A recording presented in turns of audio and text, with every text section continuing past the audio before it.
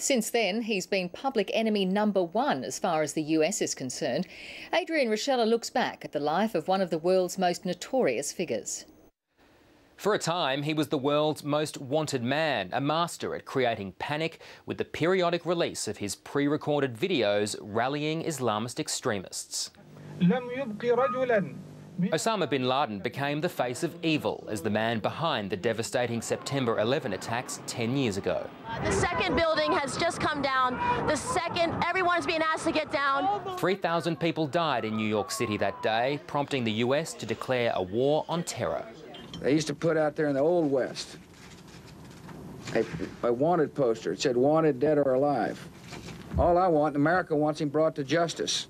But it wasn't long before American leaders were forced onto the defensive. They knew about the bin Laden threat for some time before he became a household name.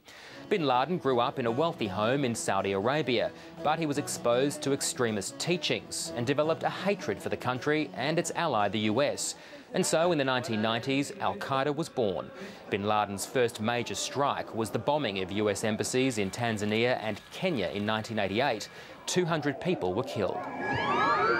US President Bill Clinton then ordered bin Laden's assassination and the bombing of Al-Qaeda training camps in Afghanistan. But bin Laden slipped through the net. Do you think you did enough, sir? No, because I didn't get him. Right. But at least I tried. That's the difference in me and some. The Al-Qaeda leader was also blamed for the 2000 bombing of the American warship the USS Cole off Yemen. But it was the 2001 attacks in New York and Washington that proved no American was safe from bin Laden. I can hear you, the rest of the world hears you, and the